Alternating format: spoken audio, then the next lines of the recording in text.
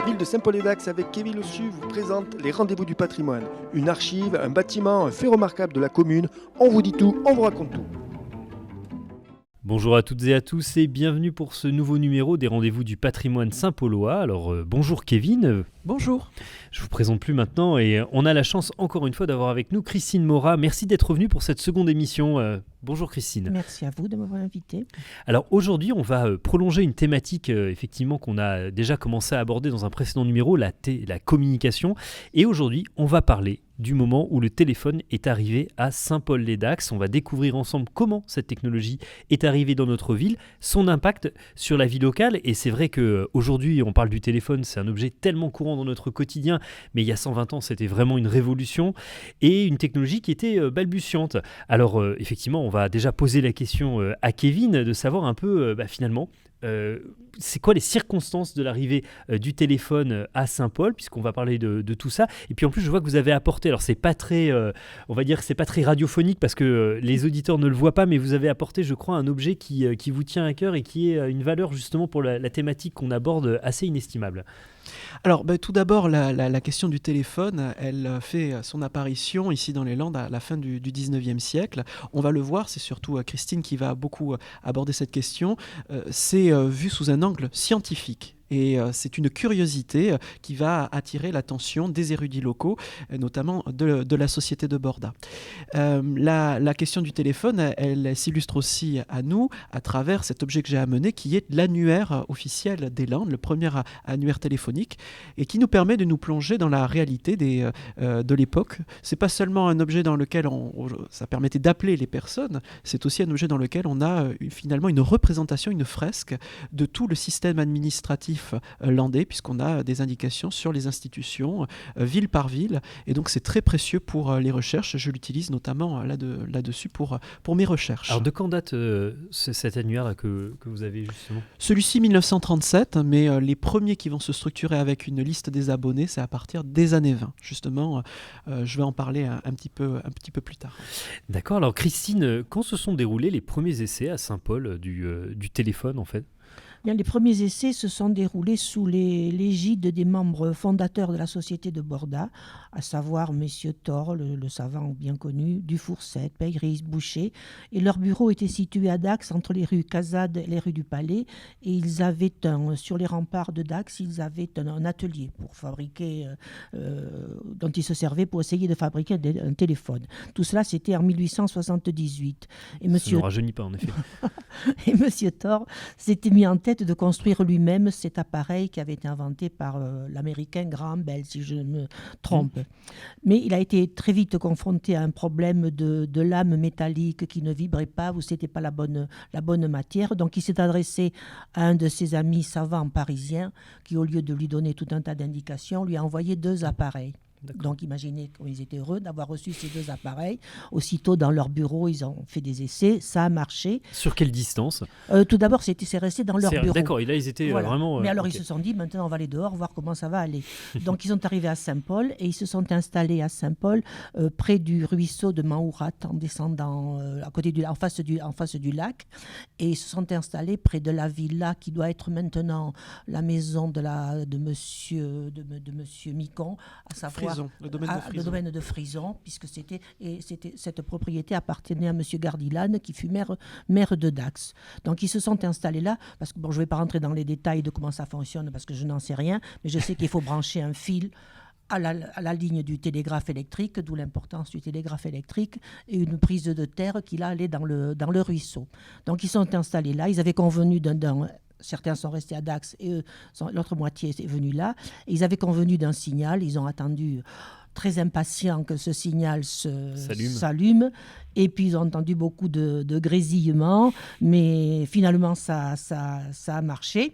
Et c'était la ligne du télégraphe qui reliait Saint-Jour et à Souston, qui passait là en bas à Saint-Paul. Et ces 2 points étaient liés distants de 5 km. Donc ils ont entendu. Et même monsieur le maire a demandé le cours de la bourse. Donc, on ne peut pas raconter des histoires. Ça marchait. Donc là, il y avait 5 km. Fort de ce succès, ils ont fait un 2e essai à Pouillon. Pareil, ils se sont partagés par moitié. Là, il y avait 18 km. Et ça a également marché. Alors là, ils se sont dit, il faut que l'on informe la société dacquoise de ce nouveau moyen de communication. Donc, ils ont invité à peu près 300 personnes à la mairie de Dax. D'accord. Toute la bonne société, hein, c'était pas... Et il y a eu une conversation explicative et les applaudissements ont été entendus à Pouillon. Ça marchait très très bien.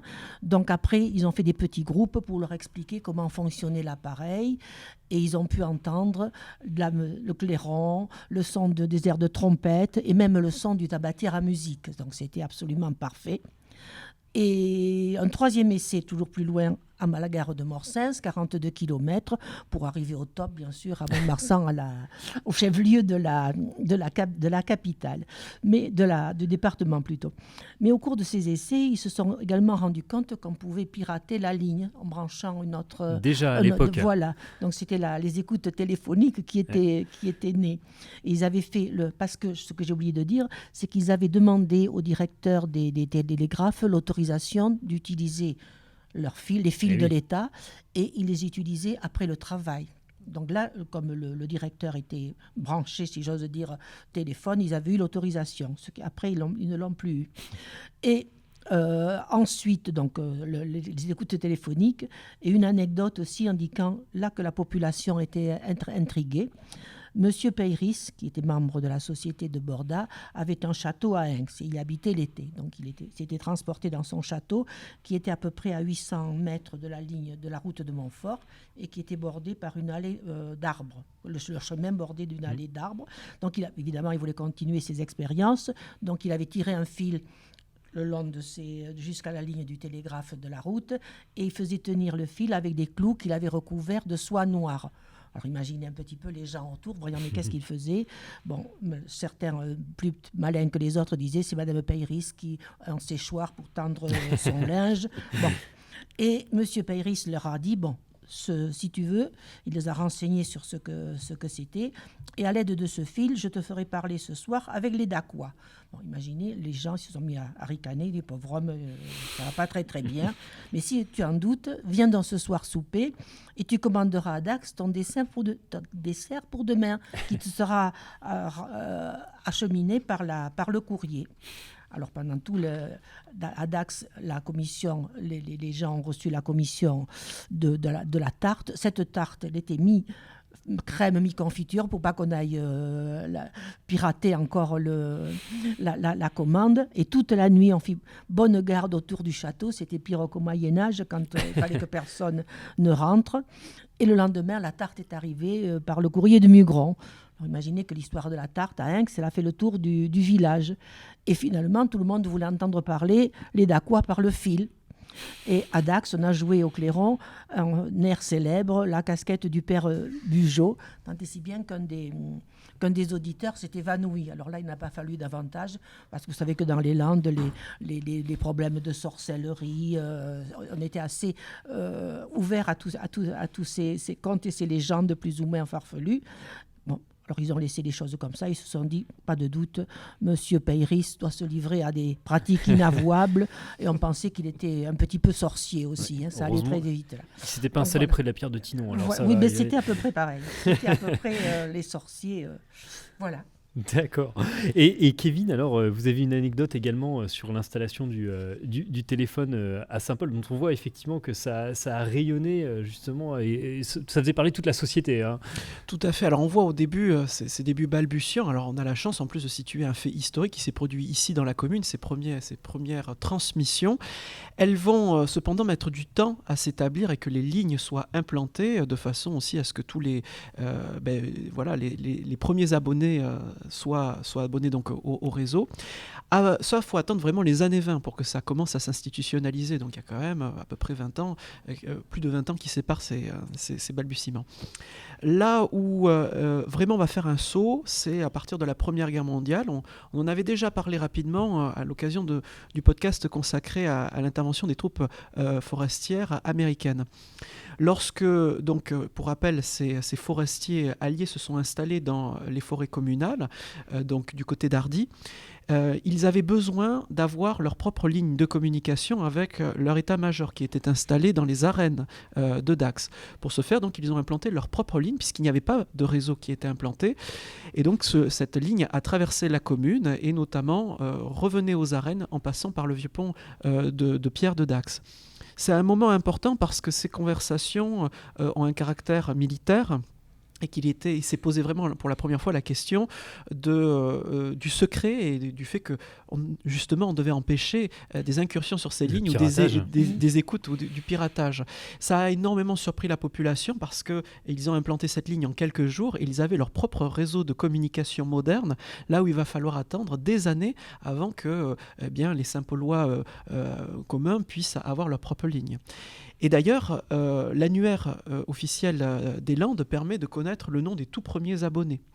Alors si on regarde ce petit fascicule, on apprend en 1937 qu'il y avait 16 abonnés au téléphone, ce qui donne quand même la mesure, c'est pas offert à tout le monde. Quand on regarde les noms, je vois Barat, qui est le tuilier, Bernadet, c'est l'entreprise de bois, Boulard, au château d'Abbesse, là aussi pour les forges. On a aussi Monsieur Cassin, qui s'occupait des vins, Daricot, au Boudigou, et j'en passe d'autres. On a aussi Monsieur Lapeg, par exemple, ou Gigot, ça c'est plutôt les garages de la ville. Et l'Artigue, évidemment, pour la minoterie. C'est principalement des industriels qui ont besoin effectivement de cette technologie pour des raisons économiques. On n'est pas encore dans une utilisation particulière privée. Les industriels et des gens qui ont les moyens aussi, oui, j'imagine. Tout à fait.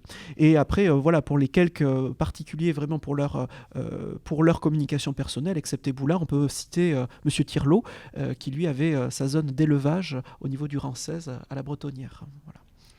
Bah écoutez, merci à tous les deux. J'espère que vous n'avez pas décroché en tout cas. Et grâce à vous, on sait tout de l'installation du téléphone et même des tests. Du coup, les premiers tests qui ont été faits dans notre belle ville de Saint-Paul-les-Dax et à Dax également. Un grand merci pour cette émission. Merci de nous avoir écoutés, de nous avoir suivis. Comme d'habitude, n'hésitez pas à liker, à partager et à commenter ces émissions. Et on vous dit à très bientôt pour un nouveau podcast. Merci à tous les deux et au revoir.